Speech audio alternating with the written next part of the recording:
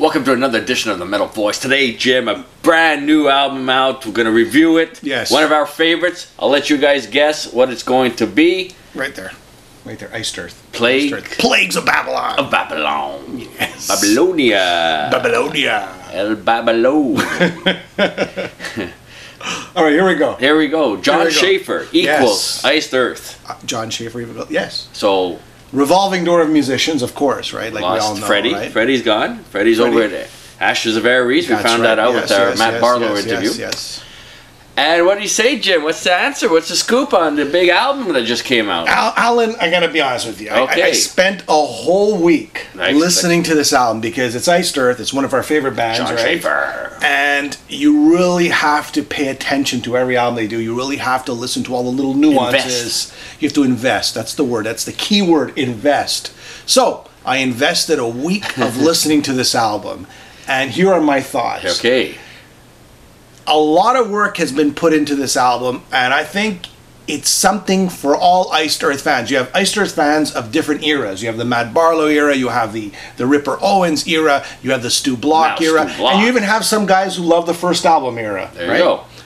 And this album will satisfy all Iced Earth fans from every little era because it touches on riffs from different eras, it touches on vocals from different eras, and it musical styles from different eras. So I think this is a very strong album in the sense that if you're an Iced Earth fan, you're going to like this. It's a typical Iced Earth album, I find. Yes.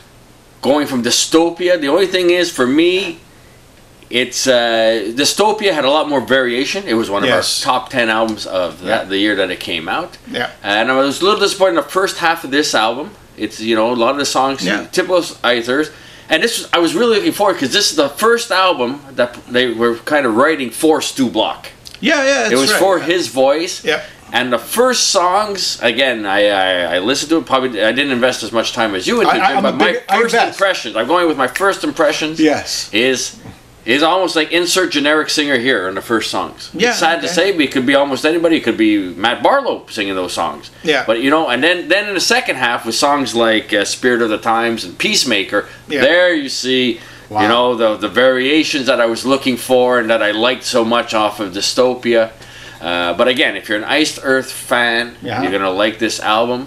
One of the critical comments we got from our top 10 list of Helloween, people are like, well, it's the same old Helloween. What's so innovative about it? Why would it be number 3 on your list? That's right. An argument could be made for this album as well. But then again, do we expect Iced Earth to change? Do we expect Helloween, these bands that have been established for years and years, if they go out of their box, they'll be criticized because they went out of their box? You can't win. It's a lose-lose or a win-win. I mean, John Schaefer does the majority of the writing.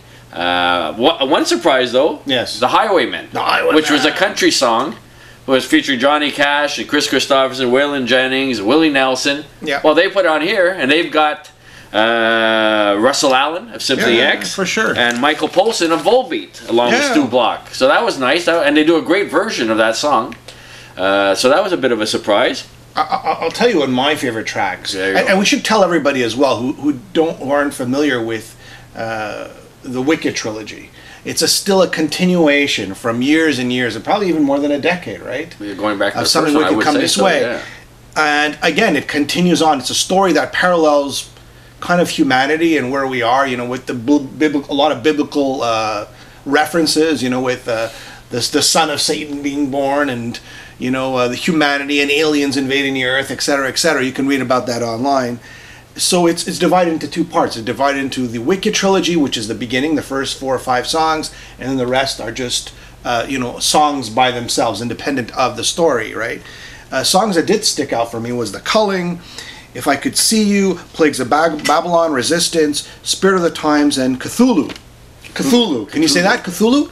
Not the Call of Cthulhu, but Cthulhu. Cthulhu. I get this. I want to touch on what you said about the singer, the singing. Stu Block, phenomenal. Phenomenal. One of our favorites. Let's get it out there right away. And he's a Canadian too. Phenomenal singer. But I think his voice was playing off the aggression of the guitars, and I think that vibe. So he was more belting out and growling on the first 4 to 5 tracks, and that's what you were talking about, right? Yeah, it's a much more lower register, creating that dark ambience. I mean, that's probably what they were going for. That's right. But coming off of Dystopia, and this is the first album that's going to be written with Stu Block, lead vocals, that's really, I think, written for, the potential of writing for him. I was a little surprised. Again, it's a concept, like you said, so we go with what the concept is. But again, I agree. A Sign of the Times, Peacemaker. I also enjoyed that song tremendously. So I think you were expecting Rob Halford, but you got James Hetfield instead, right? Well, and that's what the vocals are in the first 4 or 5 tracks. It's more of a James Hetfield, Matt Barlow kind of style, or a Matt. Oh yeah, you could say Matt Barlow style. But you got less of the Ripper Owen style, less of the Rob Halford, high falsetto screams, and more aggression. I guess if I had to sum up, Stu Block, again, phenomenal singer. Yeah. One of the, I think, out of the new singers that are out there, one of the widest ranges. Yes. And I just said the potentials of showing those ranges was a little bit more limited at the beginning of the album, and we saw a little bit more towards the end. Yeah. And I mean, he really shines on the slow songs, the so-called power ballads. I don't even know if you've called it that. I don't even call it that. He shines. I mean, this guy's got an incredible voice, and I think that's what you're sad about, Alan. It's because he's got this overwhelming voice, and he sort of doesn't make use of it all. Perhaps is that what it was? It was well said. The potential of that was not explored to its fullest. Let's just say that. That's right. But overall, and you know what I found interesting about this album is it's going to bring in some new school metalheads, because the new school metalheads, they love the growls, they love the death metal, and they're gonna they're really gonna hook onto this, and it'll keep the old school metalheads happy as well. So you got the old school and new school, and that's what this album is. And it's a long album, and it's got a lot of tracks, and it's got a lot of, I would even say, diversity, in the sense that it's got your growls, and it's got your power ballads, in a sense, and you got your long epic songs, and you got your concepts, and you got your independent songs. And the guitar playing's phenomenal too. I mean, I was going to just bring up the instrumentation. I mean, it's a typical Iced Earth album. You've got the guitars that are fast, well produced, the big chants.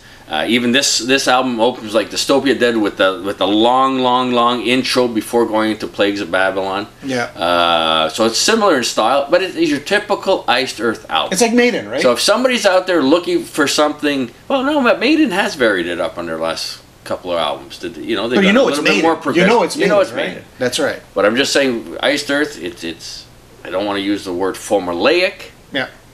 Because I don't like that word, but it's Jon Schaffer. This is his vision, and this is what this album's about. Like you said, it's a continuation of the trilogy. I don't know what comes after trilogy, quadrilogy. I don't know. I think they're past trilogy. Yeah, they're like 6 trilogy, 7 trilogy, or something around there.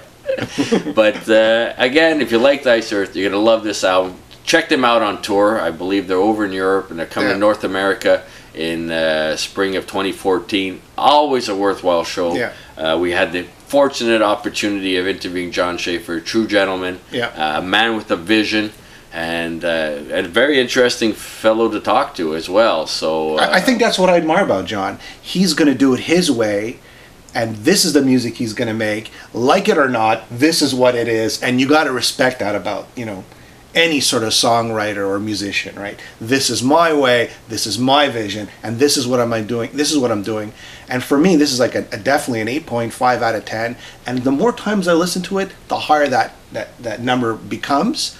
I don't know about you. What about the lyrical content, Jim? The stories, the concept of it? I mean, I don't want to get into the whole story of Something Wicked. I mean, it's such a long story. All I can tell you is it's basically chapters. Humanity. It's humanity. It's humanity. It's basically, but mixed in with fiction, right? Yeah. So I mean, if you know the Bible, the biblical stories, it's very similar to that, but it's got some changes to that, and more fiction involved. It's a very interesting novel. He should make that into a movie. And I could see you starring in it, Alan.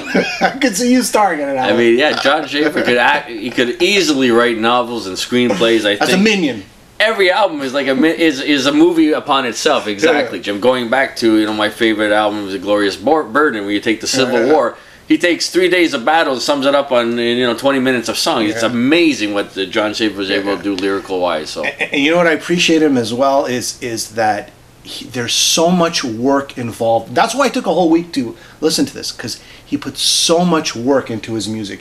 They didn't go into a studio and just crank this album out. No. There was a lot of pre-production, a lot of pre-planning, and a lot of songwriting, and a lot of thinking about what he's going to put on there. Hansy's back for some backing vocals, guest vocals. Yeah, but Hansy's there, and I don't even hear where he's at. It's so difficult to understand. You had to go back and say, okay, is that Stu? Is that you got to kind of.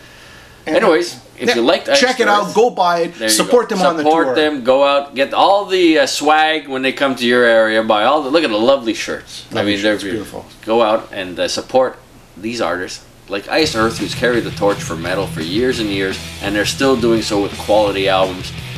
Check it out.